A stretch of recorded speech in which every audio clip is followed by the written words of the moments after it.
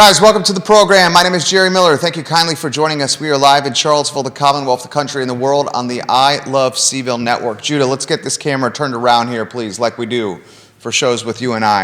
A lot we're going to cover on today's program, including a Monday that proves to be quite volatile, a Monday that is proving to be quite uncertain, a Monday that is proving to be quite fragile, a Monday that is proving to be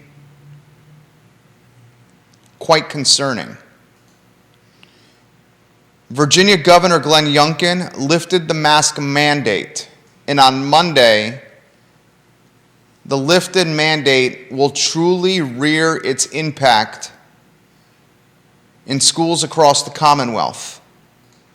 And parents of children, elementary, middle, and high school, public and private, are wondering aloud what's going to happen in our hallways, in our classrooms, on our school buses, in our cafeterias, in our gym classes, and in our playgrounds. I'm going to ask the question today on the program. I'm going to get your perspective, ask for your perspective. If you could share it anywhere on social media, we will relay it on air. This Monday in schools in the Commonwealth of Virginia, will we see 2022 educational segregation? Will we see schools divided and children, elementary, middle, and high school, hanging with their peers based on whether or not a cloth is on their face? Will teachers demand and insist that unmasked students put one on, or they will be forced to leave the classroom? Will parents go to bat and go to fight and have the back of their children that choose not to wear the mask in the classroom? The level of uncertainty, concern, and the precarious position for our next generation is tangible and palpable. I'm going to look at this from every side, and I'm going to share a perspective that has already come into the network today in the program. We will also ask this question: will teachers in public schools, teachers who are obviously pro-mask in classrooms, will we see an exodus of teachers from school systems that have given the choice to parents and children? And will those teachers flood to school systems that are following Northrum's mandate as opposed to Youngkin's lifted mandate? Is this a hiring opportunity, a leverage tactic to drive employment for school systems to mask or to not to mask? That question on today's show. Orange County, emergency school board meeting last night. The mask mandate lifted, the autonomy in the hands of parents and students in Orange County, Virginia. Augusta County, the mask mandate lifted, the autonomy in the hands of students and parents alike starting February 14th. Private schools in Central Virginia, one off the top of my head, we've confirmed through parents. Charlottesville Catholic School, masks in the hands of parents and students alike. This topic, a dynamic one that leads to a broader topic in question. Is this cloth the 2022 version of segregation? Will the 2022 version of Rosa Parks be a student who walks from the back of the bus to the front of the bus, from the front of the bus to the back of the bus, to take a seat without a mask on their face. We'll take a deep dive on this topic on the I Love CVille Show. Today, presented by Skooma Boutique Dispensary, the best dispensary in Charlottesville, located on the Charlottesville Downtown Mall. It's Skooma Boutique Dispensary with certificates of analyses for everything in the store. Now, let's get to the lead topic. And Judah, get ready. Judah Wickhauer is our fabulous director. Get ready to two-shot. I'll let you know when I want to rock on it.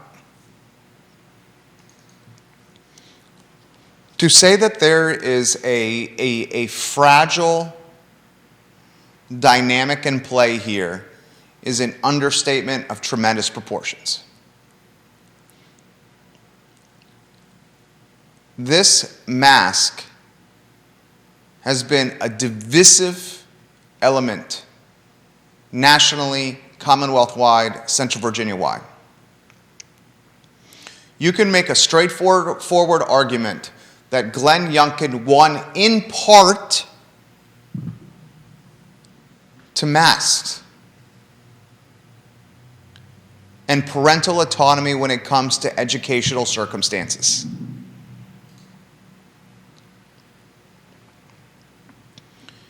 In T-minus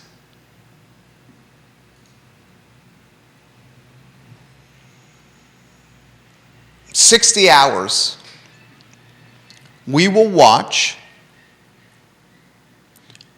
our children head into classrooms, walk onto tin cans we call school buses, sit at their desks,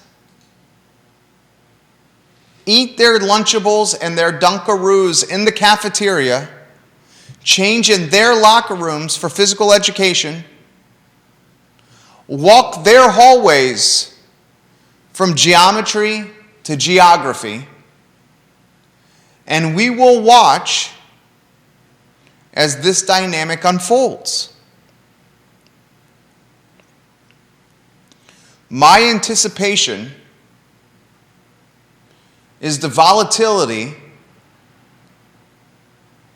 will be driven by passionate parents on both sides of this aisle.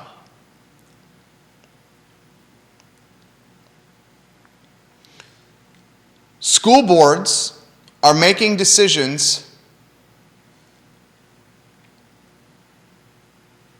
that supersede what Youngkin is trying to do. And school boards are making decisions that align what Youngkin is trying to do, align with. Orange County is a good example.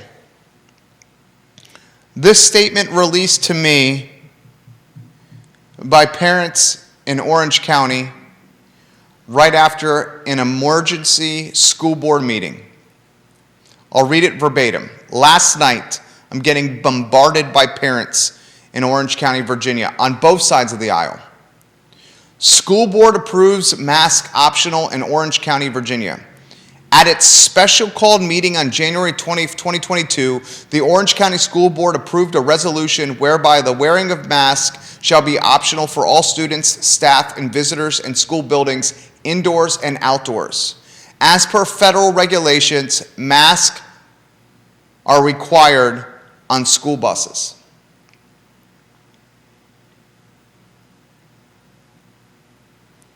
So you have to wear the mask on the bus, the tin can, but you don't have to wear the mask in the classroom that's poorly ventilated with the windows closed and is clean, not to the clip that we do our homes.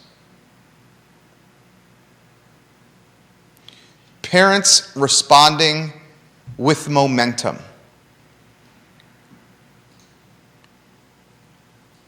Andrea Grenadier says on Instagram, I Love CVille, we can easily predict a spike in cases to the tune of about 30% in 2 weeks.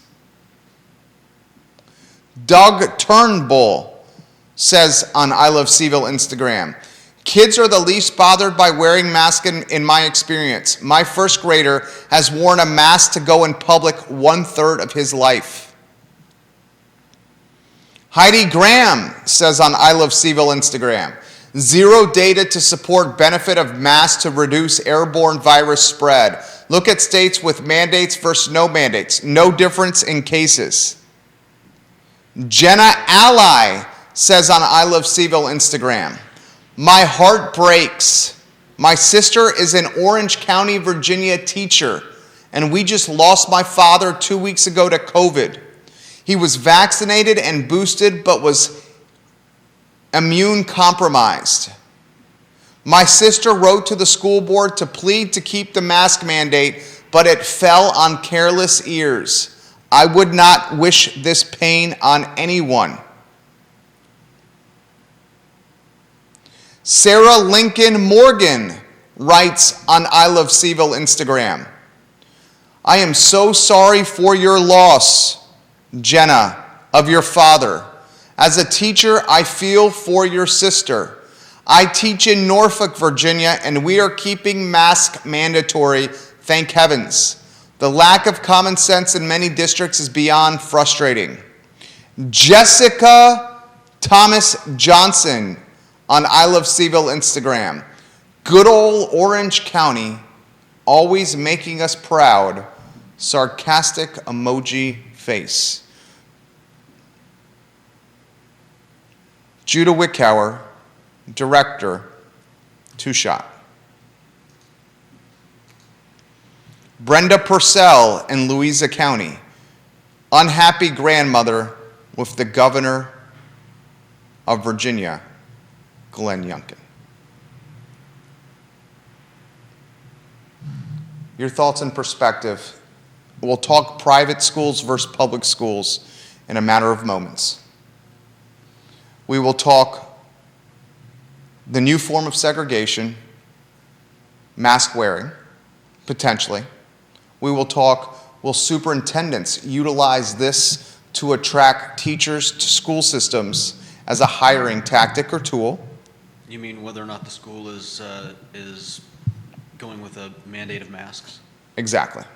Teachers, as you can imagine, the large majority are? The large majority are Democrats? I don't know. Pro-mask. Okay. That's what we're talking about here. Pro-mask. They're in the classroom with the students. I can understand their perspective. I empathize with their perspective. The school systems that are not mandating masks, will they potentially lose a wave of teachers, see them quit because of this, and will they then flood to mask-mandated school systems like Albemarle County and the city of Charlottesville? Anywhere you want to go, any topic you want to cover within this realm, what's on the brain? Well, I like a lot of what I see Youngkin doing, but I think in this case he may have faltered. I'm against mandates, but I feel like he swung too far in the other direction.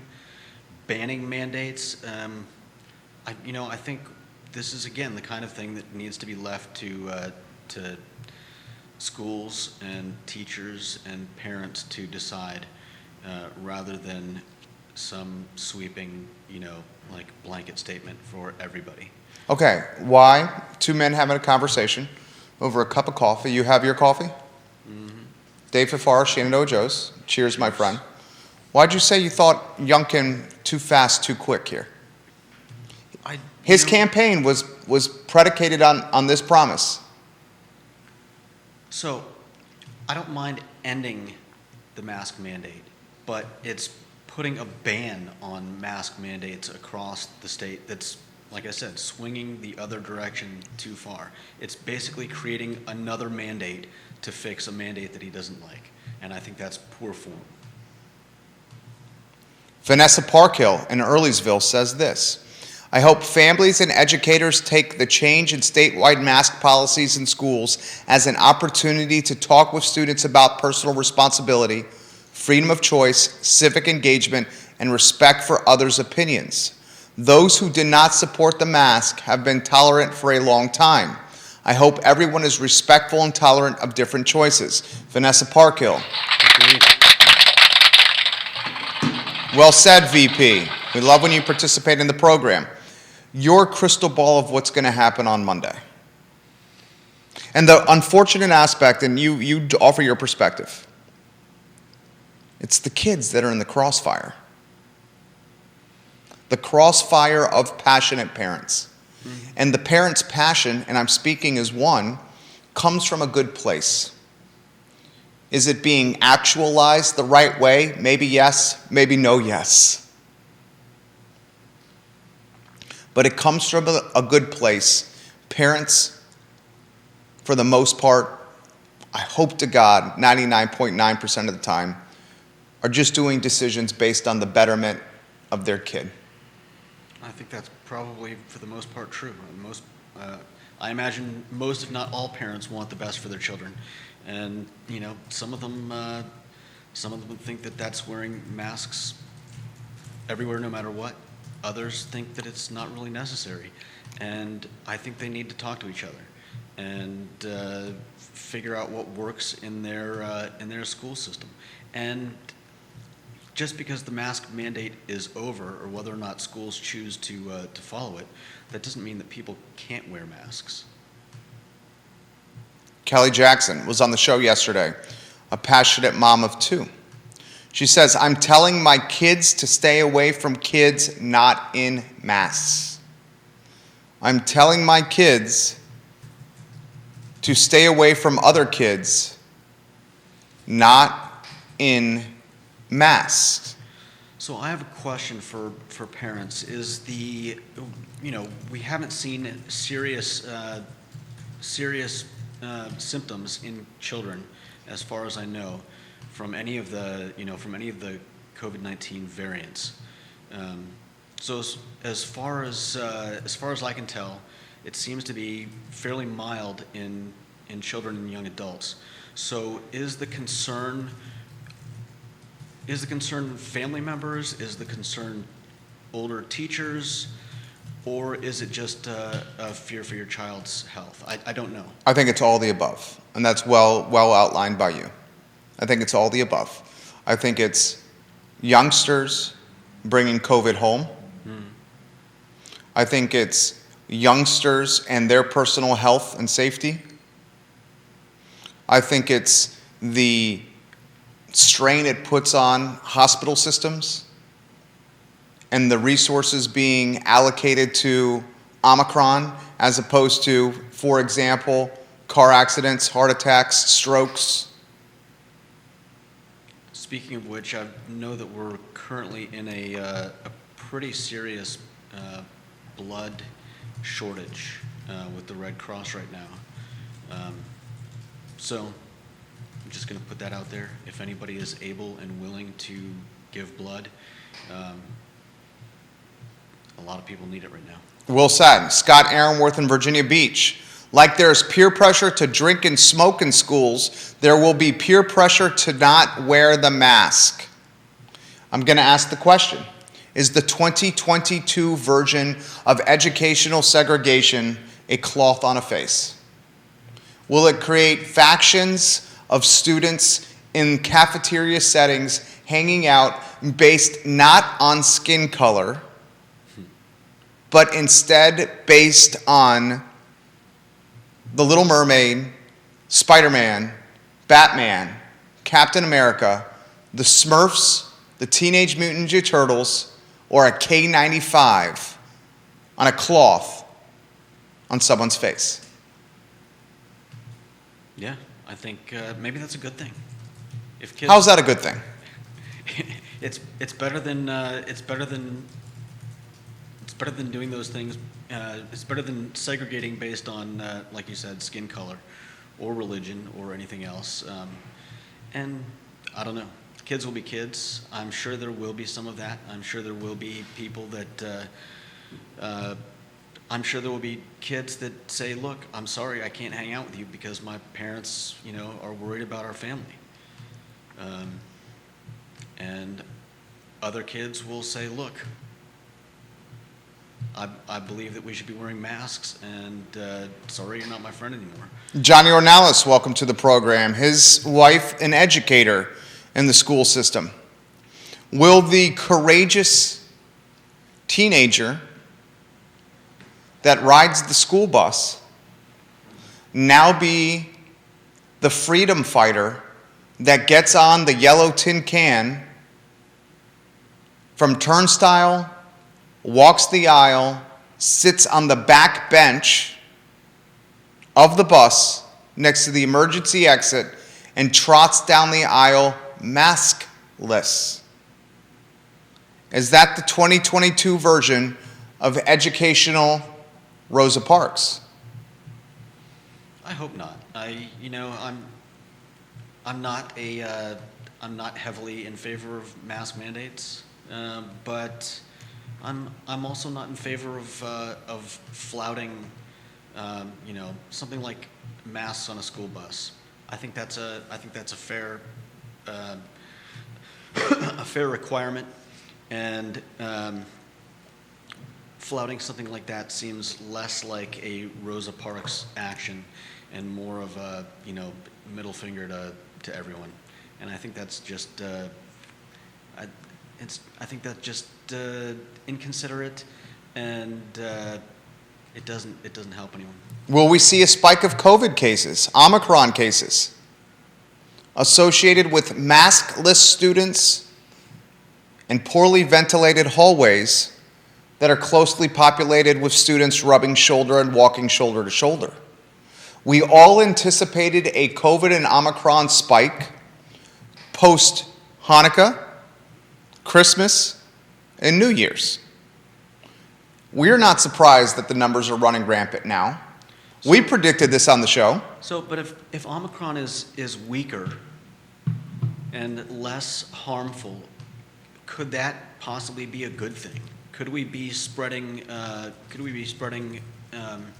immunity faster through the rise of Omicron cases, which is better, or which may be better than a rise in cases from a variant that is much more detrimental to people's health? Judah Wickower asking appropriate questions. Questions coming in comments. This is from Karen Fry-Wolf of Pediatric and Associates. Karen, we appreciated your perspective yesterday. This is what she has to say. Are you ready, Judah?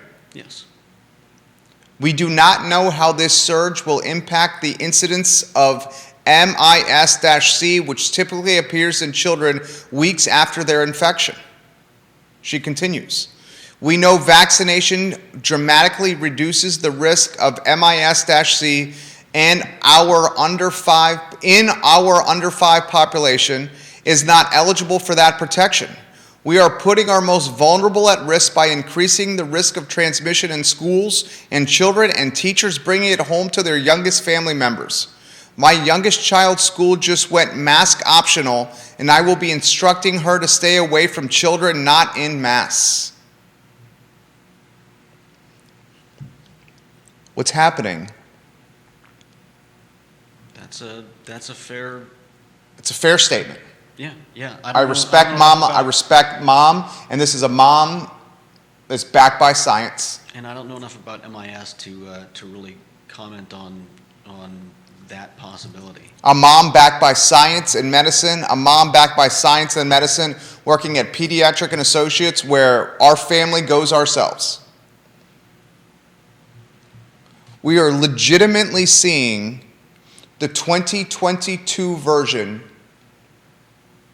of healthcare segregation in our public schools. And the 2022 version of healthcare segregation is not associated with skin color, black, white, Puerto Rican, or Haitian, and instead is associated with a cloth on face.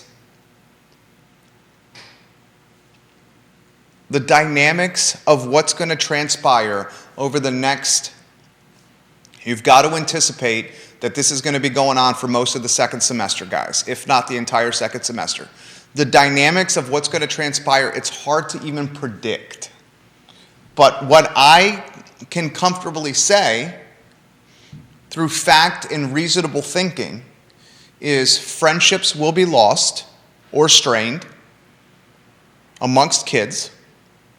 Friendships will be lost and strained amongst parents to mask or not to mask.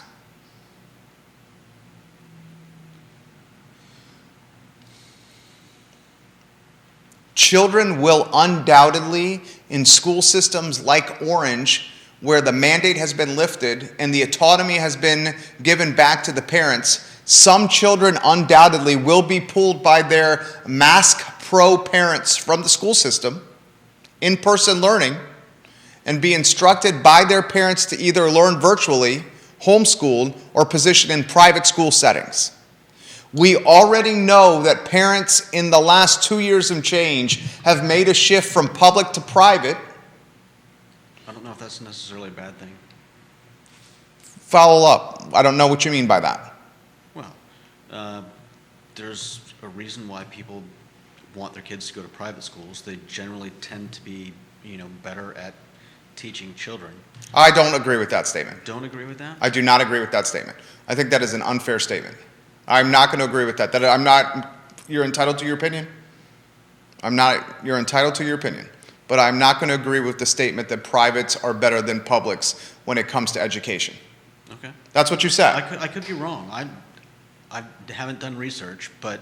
I don't agree with that. I respect your opinion, and I certainly respect that you are saying this. I think the reason we saw the shift of many families from public to private was because of education in a more in-person classroom setting in privates than what was happening in public. What we saw in public throughout COVID was this educational purgatory where children were left in this middle ground of digital or in person to digital, and how do we actualize digital, and should it be a hybrid, and we already know in a senior level executive, I'm trying not to throw my source, identify my source, a senior person within the Charlottesville school system says the seniors that are graduating today from Charlottesville High School are more like 10th graders, 10 3/4 10th graders. A 10th grader that's 3/4 of the way through the year and not truly a senior in high school from a learning standpoint. And that's a damning statement, a very eye-opening statement. Yeah, certainly. Here's the next question I'm going to ask you. Will we see private school leadership? Private school decision makers. And a private school is what? I don't know what you're... A private school is a business. Yes. I wouldn't have guessed that. What would you think I was alluding to? I don't know. Well, what first came to mind? A blank that I don't know the answer to? Okay. A private school is a business. Yeah. You're charging anywhere from, depending on the private school, some $8,000-10,000 a year, north of $30,000-35,000 a year in Central Virginia. And I'm going to give an example. Here's an example. Two of the most expensive private schools in our area, St. Anne's Belfield Academy, Woodbury Forest School. If you're charging north of $30,000-35,000 a year, you're as focused on curriculum and education as you are profit and loss statements and tuition increases. They go hand in hand. Okay. Is the private school decision maker going to ride the coattails of Youngkin and say we need to give the autonomy to the parents and the decision's been made by the governor, knowing the school is a business more so than the public school is a utility? I think considering the school is a business, they may weigh or weight parents' opinions more heavily than public schools might, because they want to keep those parents as customers. Exactly. Which means 100% agree with that. More like if a majority of the parents of their students are saying, look, we don't care what Youngkin says, we want to keep our kids in masks, then I think it's more likely that a private school will keep masks for their students. Where a public school, I really hope that public schools will talk with the parents and come to informed decisions that is the best decision for the students. But you're right, they're not beholden to that money. I'll take it a step further. And I'll dot the I's and cross the T's on this topic first before I take it a step further. The decision maker that is in the most difficult position is the private school decision maker. Because the private school decision maker has to weigh the pros and cons, the judicial scale of justice, of tuition money and student safety. The public school decision maker who has to choose mask mandate yes or mask mandate lift is not as beholden on the dollar. But they do still get... And there's my follow. State money is what you were going to say, right? Yeah. I'm trying not to interrupt you as much. Finish your thought, please. If they, I don't know much about it, but I know a lot about it. But if they lose students, don't they lose money? So correct. So state funding is based on student body count. So if they expected a loss of students from parents pulling their kids due to no mask mandate at that school, that might push them to rule the other way and bring mask mandates back. Who knows? So I don't know what goes on in the minds of people that run public schools, but follow up to this topic right here. Governor Glenn Youngkin has quietly, discreetly, but still nevertheless on the record offered hints and indications that he will do everything in his power, and I'm going to read it verbatim for you, everything in his power to lift these mandates across the Commonwealth of wearing the mask. The new governor has specified that he will use his entire, and I'm going to read a quote he gave to Fox News on Sunday evening. Do you take the word lift as being synonymous with ban? Youngkin, his campaign, promised the removal of mask mandates. And why Youngkin beat McAuliffe, we've agreed on this, and millions in Virginia can attest, is because McAuliffe once, twice, and three times made the political error of saying parents should not have the autonomy or say or influence of their children's educational experience. That cost McAuliffe the election. Youngkin capitalized on that gaffe by saying... I don't know if it was gaffe. You don't think McAuliffe doing that was a political gaffe? Well, a gaffe is like when you misspeak, when you say something you might not have meant to say. A gaffe is a mistake.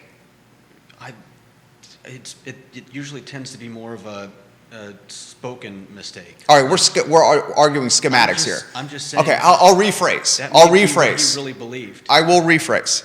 Youngkin capitalized on McAuliffe's political mistake by campaigning that parents, if he's elected, will regain the autonomy, the influence, will be empowered over their children's education.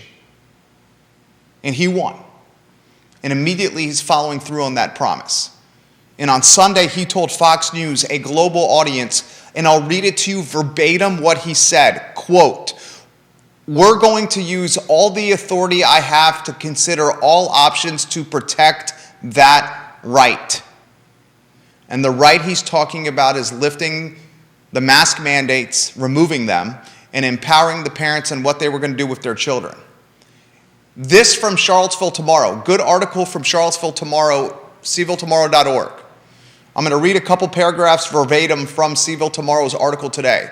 Following Youngkin's statements to Fox News on Sunday evening, Virginia Lieutenant Governor Winsome Sears alluded that the new governor could withhold funding from schools if they choose not to comply with the executive order in the lieutenant governor's follow-up appearance on Fox News on Monday. Governor goes on Sunday. Youngkin.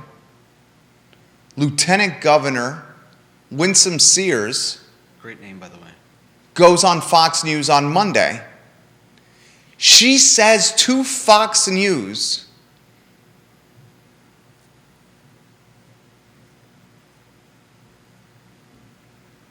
quote, "There's a certain combination of monies that we send from the state to the local school boards, and we can withhold some of that," end quote. I mean, that's a threat. Does sound like a threat. That sounds like a threat. Does it not? Yeah. And again, it's like they started with the good intention of giving parents a voice, and they just went too far. And they decided to they're basically banning the mandates, right? And threatening to withdraw money from schools that don't agree with them. It sounds like they're going a little overboard to me. It sounds like what? They're going a little overboard. You think Youngkin's administration is going overboard? Sounds that way, doesn't it? I mean, this is what it sounds like to me. It sounds like Youngkin campaigned on a platform of empowering Virginian parents with autonomy and influence on their children's education. But that's not what they're doing. That is what they're doing. No. How do you say? Well, because if you have a mask mandate, then you don't have any autonomy. If you mandate that there can't be any mask mandates, he's returning the playing field to what it was before the mandate. He's not mandating no mandate. I think that's what he is. He's returning the playing field to what it was. So it's everybody's choice. And isn't that how school was before COVID? Before COVID, there wasn't any need for a mandate. I'm just saying that it's the way I see it going overboard is that rather, I have no problem with choice, but I think the school boards and the parents and the teachers should have a say in how their school behaves in these regards. Even though they take money from the state? Should the governor have say over the respective school systems because money is coming from the Commonwealth to the school systems at local level? I still think it's going a little too far. What do you think, parents? Your comments in the feed. Let's get to some comments. Karen Fry-Wolf, Pediatric and Associates. Unfortunately, my child's now mask optional school is a local... Let me read this straightforwardly. Unfortunately, my child's now mask optional school is a local private school, which is why they can choose not to follow the Blue Ridge Health District's guidelines. May I ask straightforwardly, Karen, if that is Charlottesville Catholic School? Will you openly respond to that question with an answer in the feed? Virginia Beach Esquire Aaronworth, it is Charlottesville Catholic School. Karen Fry-Wolf, you're making the show better. Your straightforwardness is appreciated. We have medical professional, a mother, Charlottesville Catholic School, she's identified. mask optional. And she says, unfortunately, my child's now mask optional school is a local private school, which is why they can choose not to follow the Blue Ridge Health District guidelines. I am going to make this prediction on this program today. You will see the decision makers at the private schools ride the coattails of Youngkin's decision making and say, it's not us, the governor's telling us to do it, we're going to comply. Passing the responsibility buck, the decision making buck, to the top elected official in the Commonwealth to shield themselves from parental heat. I don't know if that's much of a shield. It's a better shield than not having one. Not a position I would want to be in. No. Not a position I would want to be in.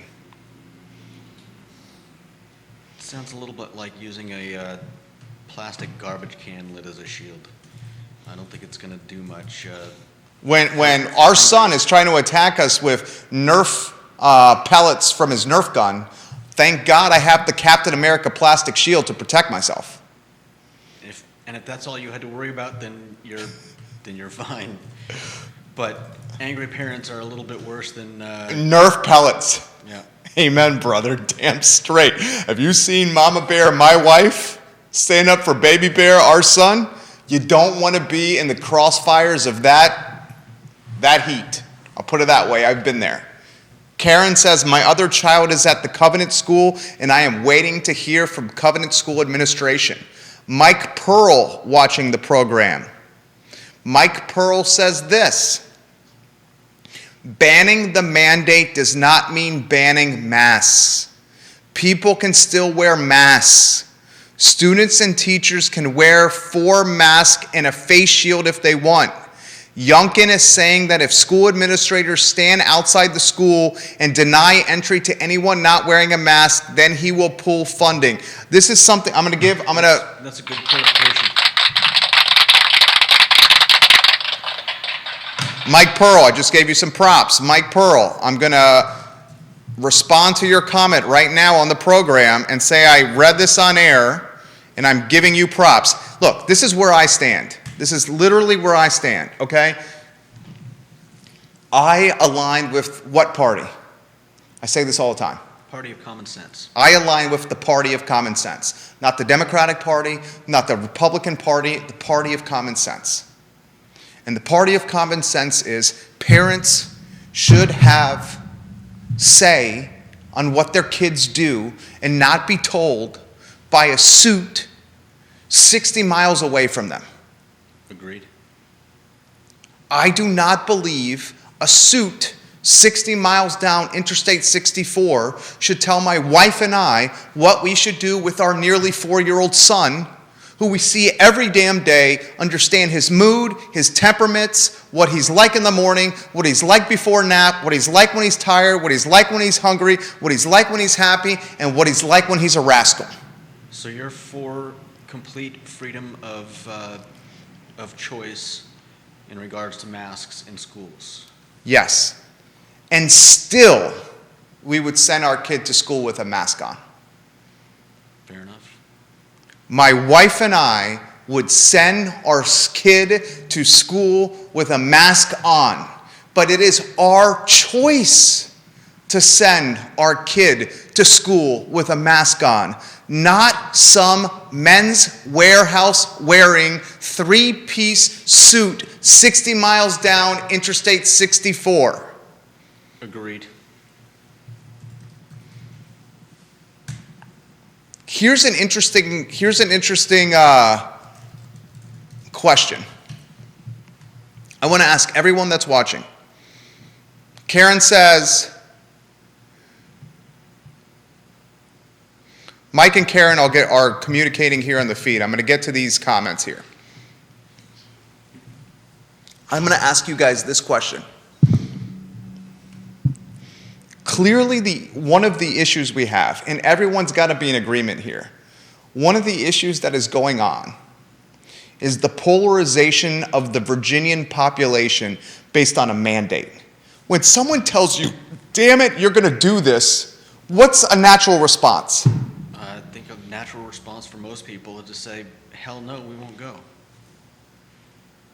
When someone says, damn it, you have no choice, you're going to do this, a natural human response, especially as Americans, where this country has been founded on a dream that you could create through hard work, through your own autonomy, through your own grit and hustle, and figuring some shit out on your own.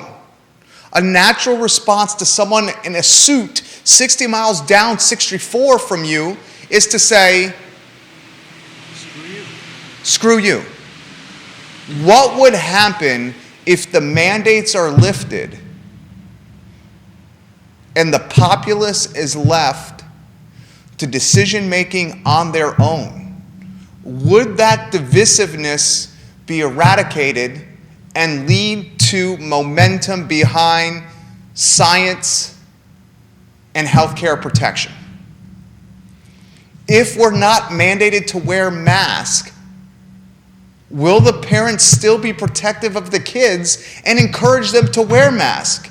And the parents who are choosing not to have their children in masks, are they doing it because they're being demanded to do so? You see my point? Say that last part again. Parents that aren't sending their kids to school in masks, are they doing that because they're mandated to not wear masks? The parents, many parents, that are angry about this topic. Mandate. It's because they're being mandated. Because they're being told to do something. Yeah. I agree. The essence of parenthood, and I'm speaking as a parent, the essence of parenthood Is being able to raise your child as you see fit. Even more simple than that. The essence of parenthood is protecting our babies. The entire reason we're moms and dads is to protect our kids. And that entire fundamental essence of parenthood, protecting our kids, will creep into action. But it's the mandate, the being instructed that rankles So you think and supersedes that essence of parenthood. that intuition, that impulse? So you're saying that you think some parents may be sending their kids to school without masks simply to flout the system, to flout the order, and with the rescinding of the mandates, they will be more likely to embrace their children wearing masks simply because they're no longer being forced to. Exactly. Exactly. Man, at this point, I don't know. I mean, I think at this point... Could it get any worse? No, I think at this point, some people may be so ingrained in their actions, their beliefs, that I don't know if this will have that effect. It would be good, and, I think it would be great if people chose to change their minds. And, in fact, Neil just gave me a book about changing your mind, and not just changing your mind. Neil Williamson. But show the book. Do you got the book? Yeah, it's over there. Free Enterprise Forum president on Real Talk earlier today.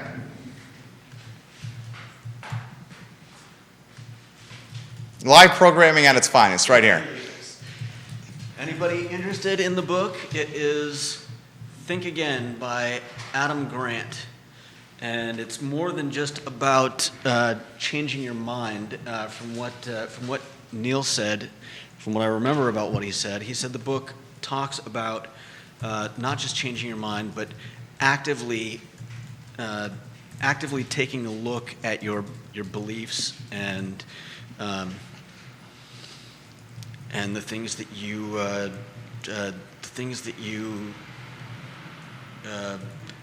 argue to your friends and family, the things that you believe in, and taking a look at those beliefs and whether or not they still hold water or need to be changed.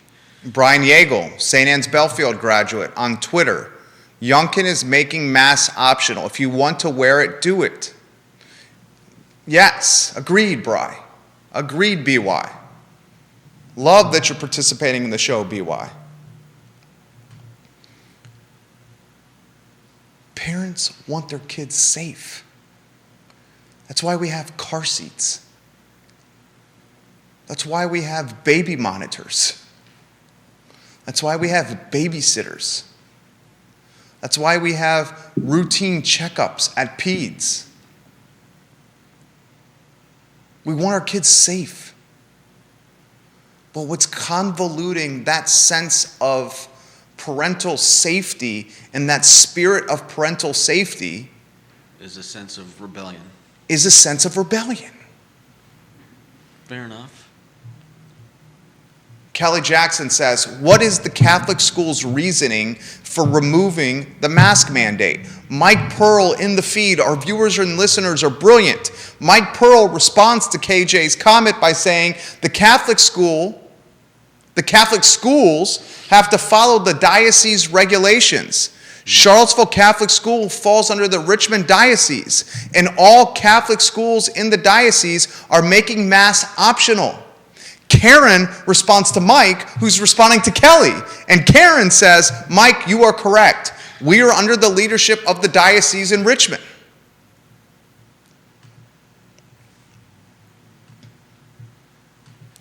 I'm intrigued by this, by the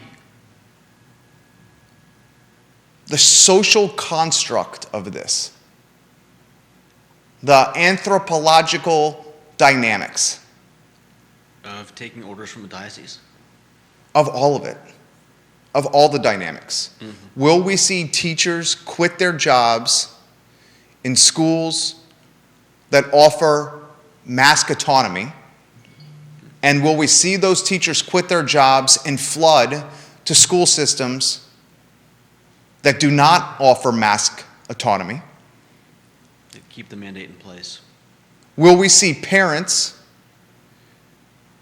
flood schools with mask autonomy or remove students from schools that don't offer mask autonomy? Will we see superintendents and school leadership leverage this as a description in hiring blurbs to attract teachers to new openings? Will we see Catholic school enrollment drop and head to Protestant school? I think we may, like Covenant. I think we may see movement in both directions. I think there may be people that move away from the mandates. I think there may be people that move towards the mandates, depending on their personal politics. And that's my point. I wonder how much that will fall along party lines, and how much will just be a matter of actual safety or care about that. And that's my point.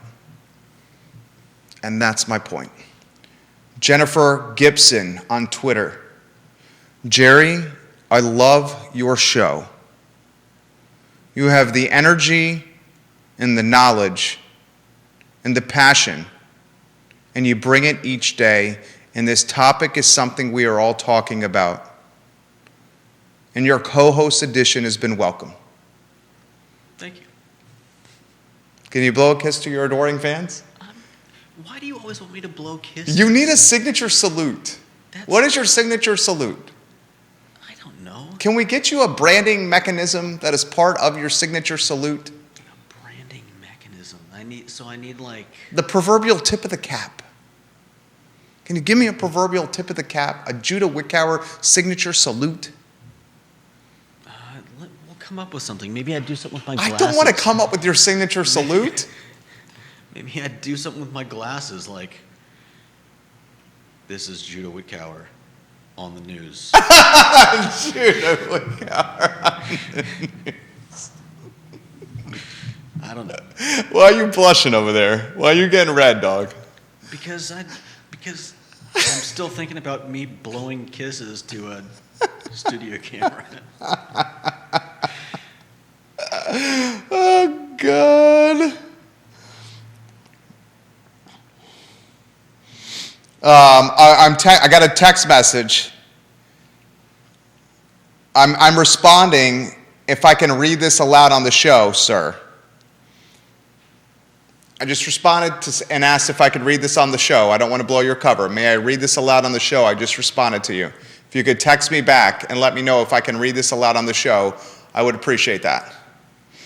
You know I have tremendous respect for your perspective. Just let me know if I can read your comment aloud on the show. I don't want to blow the cover here. It's completely your call, and you know I'm a man of tremendous integrity here. May I read it aloud on the show if you could text me back? Nicholas Irby, hello. We have a hell of a lot of teachers watching the program right now. A hell of a lot of teachers watching the show right now. We'll see what happens on Monday. I think Monday is going to be a bananas, No doubt. precarious, vulnerable, I think uncertain. I think a lot of school principals are going to be getting a lot of phone calls. Dude. No matter what they decide. I think that's the sad thing, is that there really is no right answer. A lot of people are going to be angry in either, no matter what the school districts decide. But that's often the case. The private school decision maker has a much more difficult task than the public school one. Just because of the money portion of it? Yeah. The public school decision maker has to worry a lot less about the funding piece about keeping the school open. I still think there may be movement in both directions. I think a lot of people. I mean, you prefer the parents' personal choice. Other people prefer the total mandate. I think there are going to be people on both sides. I have a hard time as Americans, as Virginians, as Central Virginians, as Charlottesvillians. I have the hard time sitting silent under an order. I mean, dude. I agree. I mean, the whole concept of like, okay, thank you. I just got clearance. Thank you. I will do so now. Jim Hingley.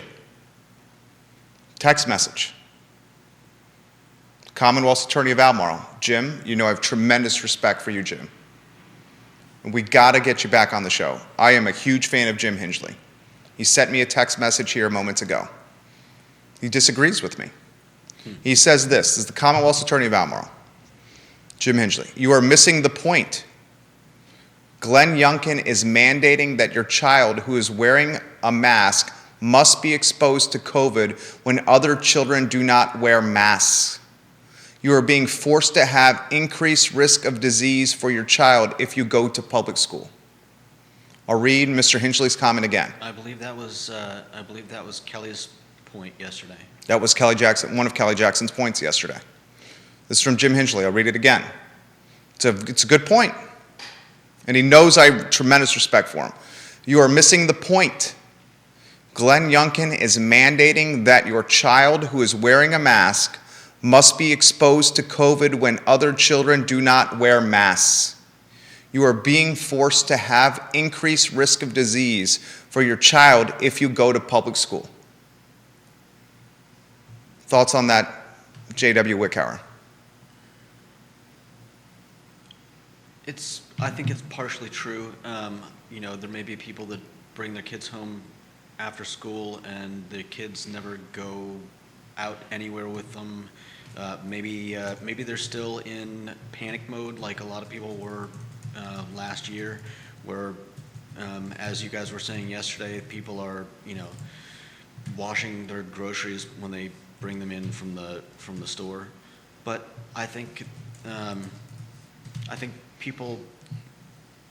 lot of people are going out enough that school is not the only place that the kids would come into contact with or have the possibility of coming in contact with COVID-19.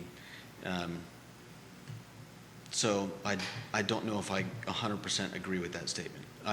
He's got a good point, but I think, if your kids are coming to the grocery store with you, if they're going to whatever practices they go to, if they're, there are things that they're going to be doing, and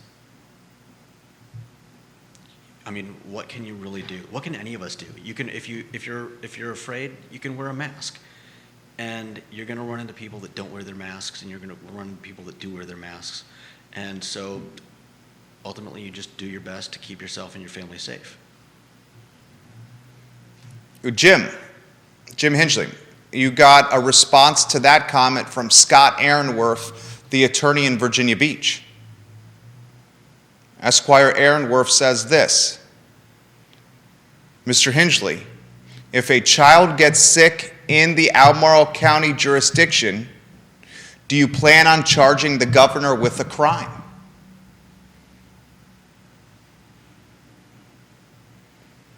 Esquire Scott Aaronworth, attorney in Virginia Beach, says,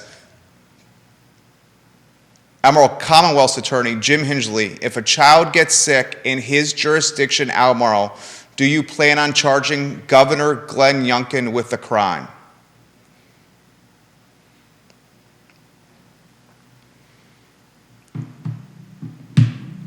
I'm going to throw this, and that's on my personal Facebook page, Mr. Hingley, if you'd like to see Mr. Aaronworth's comments.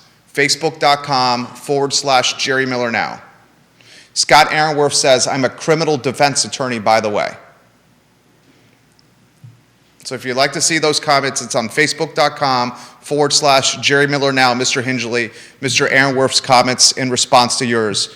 Mr. Hingley is responding to Mr. Aaronworth as we speak right now through text message to your my phone. I will read Mr. Hingley's comments here in a matter of moments. I'm waiting with bated breath. You see that the, right there?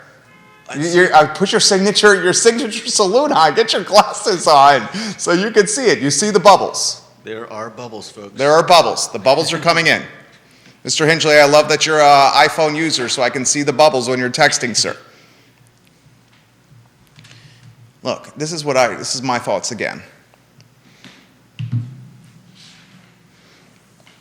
This is such a dynamic topic. There's so many layers to this onion. Yeah. I mean, there's so many layers to the onion, and there's no definitive right answer.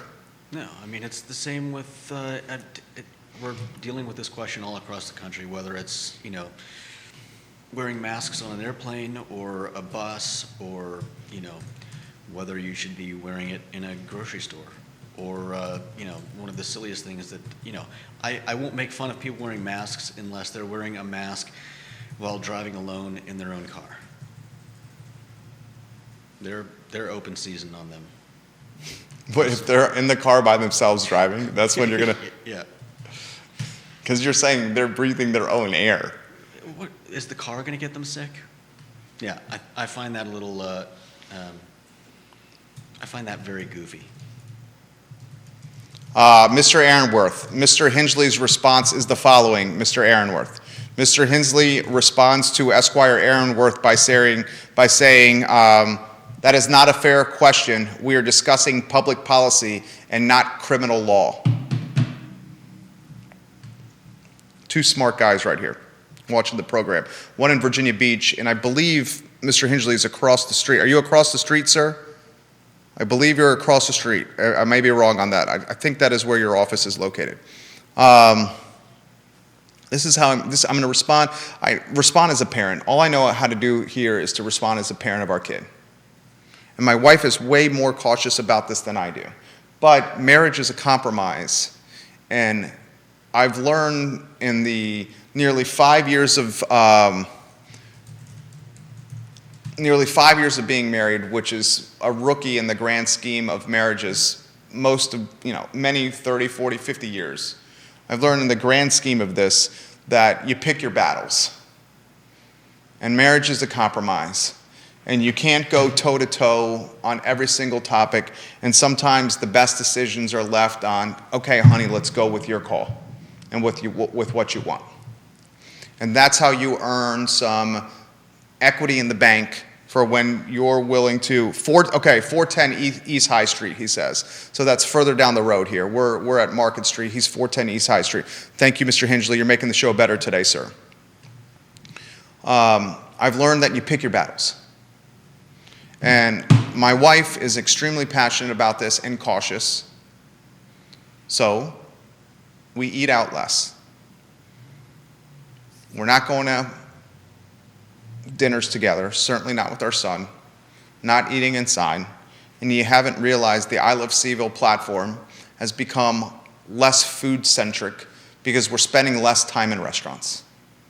And it's become more trend, topical-centric, and frankly, the marketplace has responded positively with it and is engaging at an even higher clip. I'm hearing now from so many people that I'm getting, frankly, the news from you and not TV and print, because we have the ability of long-form content being on, we're over an hour and 45 minutes, hour and 15 minutes right now, where the news is 22 minutes of content in a 30-minute slot. We can take a much deeper dive on things. And we can discuss it rather than just reading talking points. Right. We don't just regurgitate press releases. Right.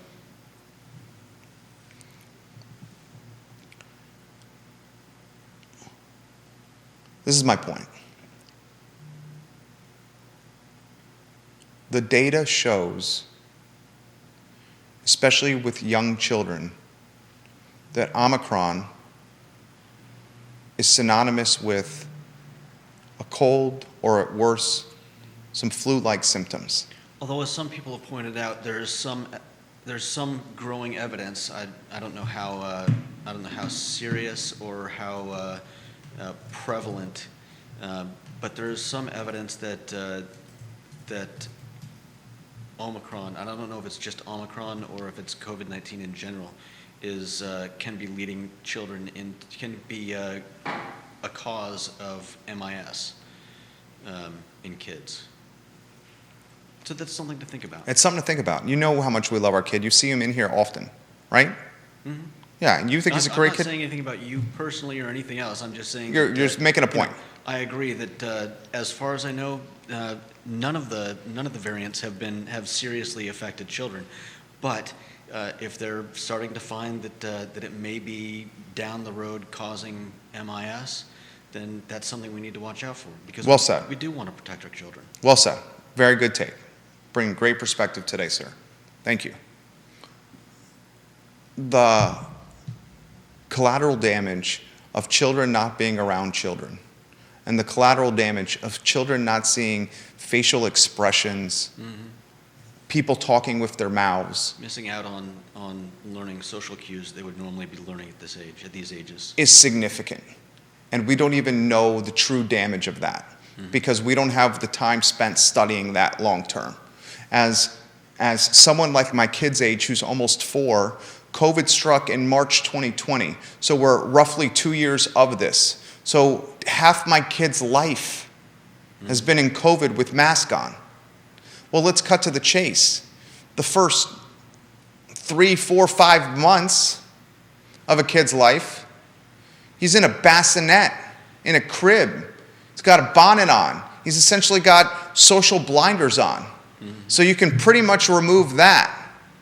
So you take a kid who's almost 4 and you take off half the year because he's got social blinders on associated with the bassinet, not being able to walk, sleeping 18 hours a day or whatever it is, and you got a kid that is, let's just call it for the sake of easy math, call it 4 years old. You got to take 6 months away because of what I just identified, so now that's 3.5 years of socialization. 2 of those 3.5 years have spent in this COVID ecosystem. 2 of those 3.5 years have been spent in a mask ecosystem. That, we don't even know the damage of what that does from a socialization standpoint, from a facial recognition standpoint, from an EQ standpoint, from a interacting with your peers standpoint. We don't even know what the damage of that is.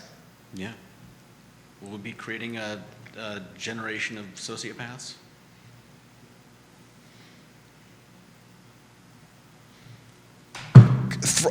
compound that with screen time, Oh, yeah. YouTube, video games, and Netflix? And are we creating a generation of sociopaths and or at best, singular-minded robots?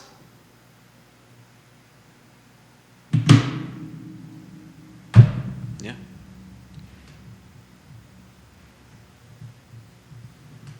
I mean, is that what's happening?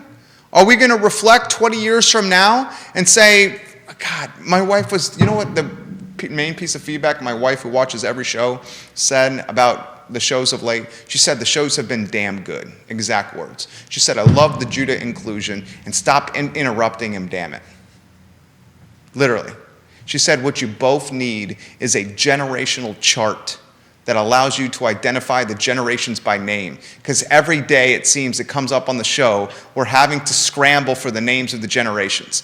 And I'm doing it again right now. She's right all the time. I hate to say this, but you're right all the damn time, sweetheart.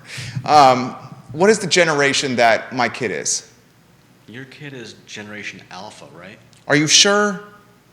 God, we need the generational chart. Can one of our viewers... I've got it like in my mind, right? What? I'm Googling it right now. The most recent is Generation Alpha. It is? Yeah. You're certain? Yeah. I'm Googling, all right. Generation Alpha, okay. Is the demographic cohort succeeding Generation Z. Researchers and popular media use the early 2010s as the starting birth years and the mid-2020s as the ending birth years. So the 2010s, early 2010s, we'll just call it 2010 to 2025 is Generation Alpha. So he's Generation Alpha. Yeah. Will we say decades down the road that Generation Alpha, especially the youngsters, the really young version of Generation Alpha, will we say that COVID and screen time created a generation of sociopathic robots? I don't know if I see them becoming robots, but I think with the prevalence of iPhones and iPads and iWatches and iEverythings, and as well as people. No, I don't think cutting the cable cord is necessarily a bad thing, but the abundance of streaming platforms, so much to watch anytime. You don't have to wait until 8 o'clock and then yell for Johnny to come running because Friends is on Thursday night on NBC. Yeah, it's like you can watch your shows whenever you want. If you want to watch the entire season, you can binge the entire season, especially if it just came out. I do it all the time. I lost 2 weeks of my life binging Yellowstone. So I think some of this was already in the making.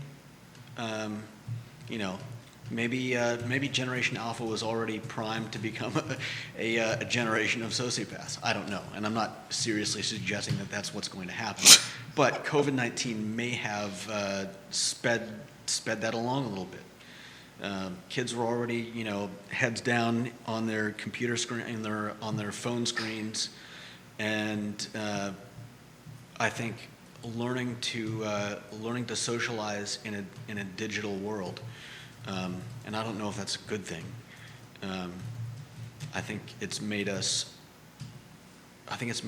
less empathetic towards other people. Absolutely. And it's made us quicker to less patient. Quicker to condemn. Yeah, absolutely. And name call. 100%. I think it's made it much easier to other people. Tell them your other definition. So othering, let me see if I can find it. It's basically that where you put groups that you don't belong to, whether they be racial groups or political groups.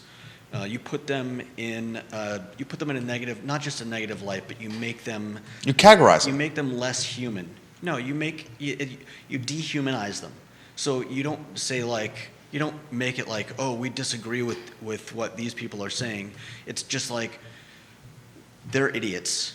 They have no idea what they're talking about. And you just turn them into this kind of like faceless mass of people that are not you or your friends or your associates. And you make it easy to disregard them. Let me see if I can find this. You find that, I'll get to comments. Katie Pearl in the comment section. Jerry, will your wife feel comfortable to return to normal once your son has been vaccinated? 110% yes. She then asks the medical professional Karen Fry Wolf. Karen, what is your role in medicine?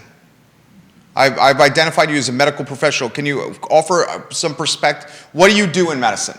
She responds to Katie Pearl, who has the question, any insight when vaccines might be available for children under 5? CNBC has an article, and this was in the news this morning, kids in the age group that are 5 and under. So when you're 5, you can get vaccinated. So anyone under 5, kids in that age group are not currently eligible for vaccination, although the Food and Drug Administration could authorize Pfizer's shot for them in the next 30 days. That's great news. CNBC article today. I put that in the comment section on my page. Karen responds by saying, she's a pediatrician. Karen, thank you. Karen, you have made the program better. Karen, you should come on the show. Anytime you want to come on the show, Karen, please come on the program. Please come on the program anytime you want. We can have some coffee. We can have some waters. We can sit 8 feet apart. We can have a Bailey's in the coffee. Whatever you want to do, Karen. Okay, whatever you want to do here.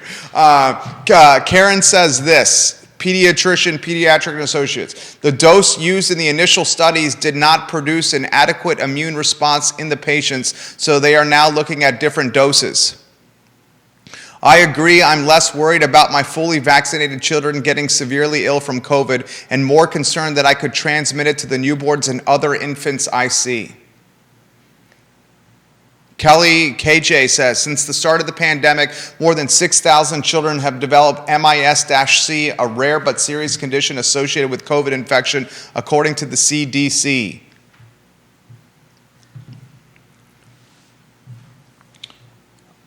I got 3 news outlets watching the program as we speak. 3 Charlottesville news outlets on the feed watching what we're talking about literally right now.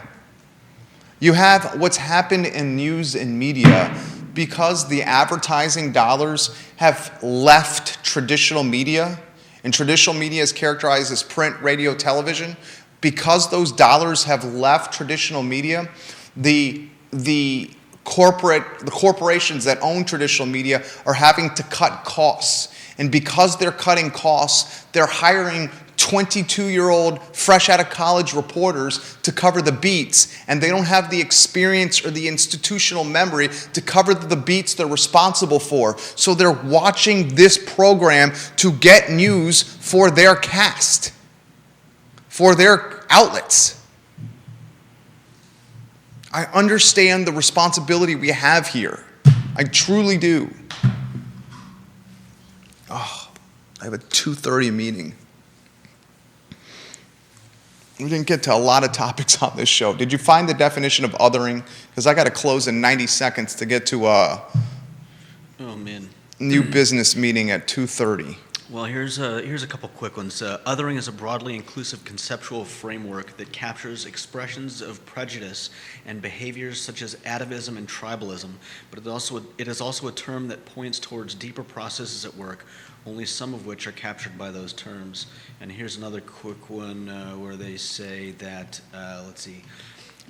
othering is not about liking or disliking someone. It is based on the conscious or unconscious assumption that a certain identified group poses a threat to the favored group. It is largely driven by politicians and the media as opposed to personal contact. And I think that those last 2 words, personal contact, are very important. Very important. Because what they're saying is that you're not making decisions about this other group of people because you're interacting with them. And I think that's what makes it possible to put people in those types of other groups. And that's what we should be 'Cause very you're not concerned about with talking to them. Generation Alpha. Yeah.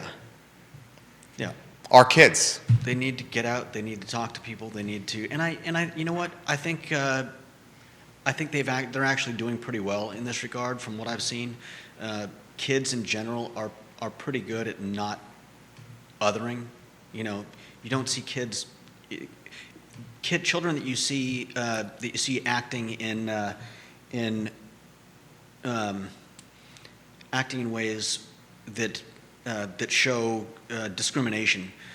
Those are learned traits. They're learning that stuff from their parents or from other people. Children are not normally, they may discriminate for some whatever goofy reason. Johnny punched me or spat on my sandwich the other day. So I don't like Johnny. Yeah. But that's different than, Yeah. I don't like that him. person because of what he looks like. Yeah, exactly. All right, let's close with some final thoughts. You may just have closed with your final thought, which I thought was excellent right there. So you may need to close with your signature move. Vanessa Parkhill has this via DM. VP in Earlysville, we love when you watch the program. Hi, Jerry. I love Judah's comments and perspectives on the show. It has, however, presented a bit of a challenge as a listener that maybe can be addressed on the technical side with your mics. You can see when I adjust the volume to listen to you and most guests like Kelly Jackson, for example, it's often hard to hear Judah. Maybe he's more soft-spoken or maybe it's his mic. Just thought I'd let you guys know. I've heard that from other people. I'm definitely more soft-spoken Yeah, than so Jerry we got to turn up and the Kelly. volume of your mic. You want me to turn it up? We need to get the audio levels. We've heard that from other people. That's why we got the mic and the mic arm for you. I have a hard time watching the audio levels when I'm... Other people have said this. All right, I'll turn myself up. Kelly and I were boombastic yesterday, and Kelly, I think this is safe to say, you and I are both loud and passionate people. Judah's a bit introverted and soft-spoken. She's basically saying, when Kelly and Jerry are talking, I have to turn it down a little bit, and when I turn it down, I can't hear Judah. I often turn Jerry and Kelly down as well. Thank you, Vanessa Parkhill, for that.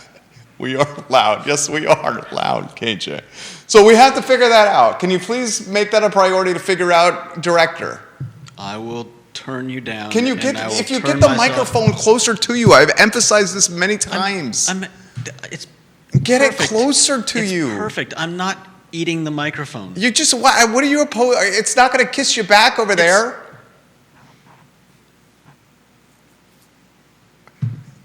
They need to hear you. It's a talk show. I'll adjust the sound. It's a talk Me show. putting the microphone an inch from It's an epic talk show. From my kisser is not going to. All right, get ready for your signature move. I'm going to close with this. We need a signature move from you. I say we poll the audience. What should Judah's signature move be? All right, I'm going to close with this. All right. I'm worried about Monday. And I'm worried about Monday less from the kids' perspective and what the kids are going to do and more from what the parents are going to do. Because I know what it's like to be a protective mama bear or daddy bear. Yeah, kids are resilient. Kids are resilient. I know what it's like to be a protective mama bear and a protective daddy bear. I'm married to a protective mama bear, and I'm a protective daddy bear myself. I ask and I encourage empathy and kindness and open-mindedness on Monday and a sense of tolerance and patience that perhaps have not been exuded of late.